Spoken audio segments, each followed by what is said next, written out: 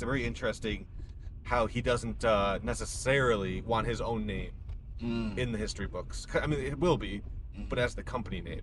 Yeah, because he could have renamed it at any time. Oh, and he still can. Buffett.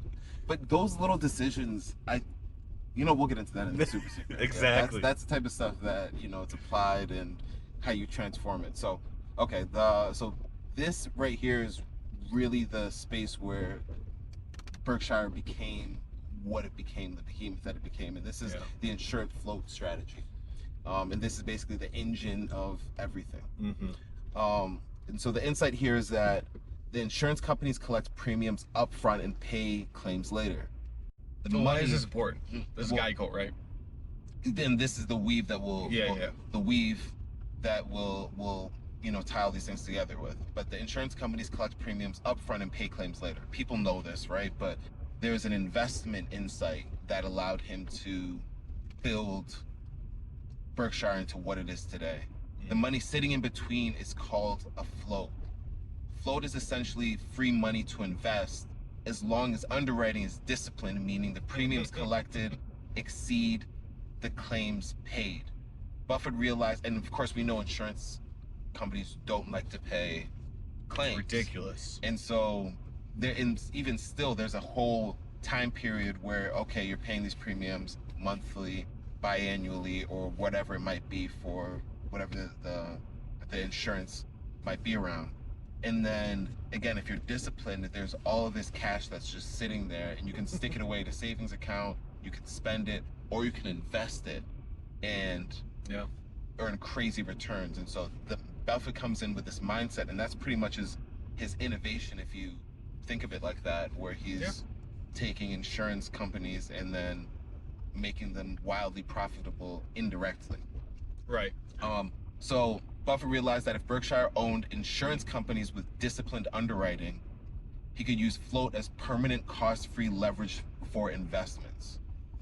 And so people just think Berkshire is an investment company, like he's just investing like the average investor. Right. But he's pretty much guaranteed, because of his early investments, a mountain of cash that he can continue to invest on and use as leverage for each of his positions. So National Indemnity was the first acquisition in 1967. Berkshire paid $8.6 million for National Indemnity Company, a specialty insurer based in Omaha. The purchase included approximately $19 million in insurance float. The premium over book value was $1.9 million. Buffett considered it a bargain. Buffett told shareholders in 2004 if Berkshire hadn't acquired National Indemnity, Berkshire would be lucky to be worth half of what it is today. Yeah, because when you have access to that kind of capital, you can then compound at rates that are, you jump to level 10. The compounding really starts to take effect when you have large sums. Yeah. And so getting instant access to something like $25 million or $20 million, whatever it was. And that premium over book value is the assets. Yeah. That they have on their books, and then the premium value is obviously the premiums that they have coming in. And so cost plus. So if you have 1.9 in premiums coming in, then like you basically have enough to cover the liquidation of the company. Sure. If you need to. And so it's like, okay, well, we're working with a lot of float here. Yeah. And we can use this to really grow the business and invest further. So in 1951, Buffett visits Geico headquarters, which is what you were talking about, as a college student, puts half of his net worth into the stock, and then in 1976, bankrupt, and then he eventually divested. After seeing some crazy between gains. Those 20 years. Yeah. But he learned a lot. He would drive there, like you were talking about earlier. He would drive there and talk with, I think it was the chairman at the time or the CEO, one of the two. Weekends. On the weekends. And he would be there for hours, and the guy was like, yeah, I'll tell you everything I know about this. Right. And so you fast forward a little bit later, it's in the 70s, Geico nearly goes bankrupt, and Buffett invests heavily at depressed prices, buying approximately 1 million shares. By 1996, Berkshire acquires the remaining shares of Geico it didn't already own, making it a wholly owned subsidiary. Geico's direct-to-consumer model, bypassing insurance agents, gave it a structural cost advantage the kind of economic moat Buffett prizes. And this is the guy that really made this whole idea of a moat popular. Right. Yeah. We talk about it colloquially at this time, but he's one of these guys that really put it out there like, I am looking to invest in moats. And a moat is, you think of a castle, it's the water and terrain surrounding the castle that prevents people from attacking. The barrier. Mhm. The barrier to entry.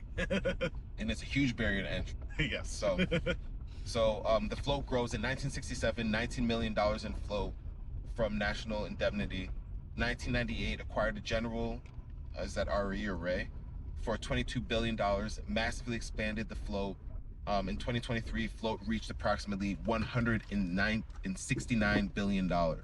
Wow. The cost of Berkshire's float has historically been negative, meaning insurance operations were so well run that the company is actually being paid to hold other people's money. Mm-hmm.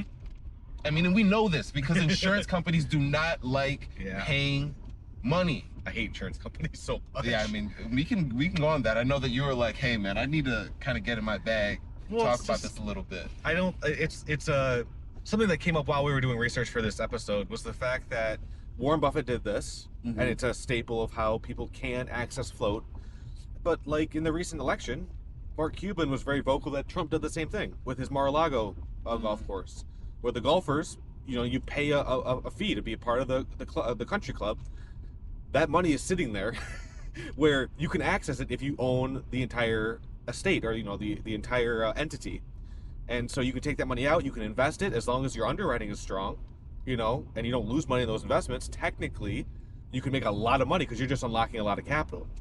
It's something where that is, like, I think a smart way to do it, but there is an underlying kind of misrepresentation that I don't like, whereas the insurance companies tell you that, you know, they're going to save your money, they're going to help you pay out when something happens, but then when something does happen, they never want to pay out.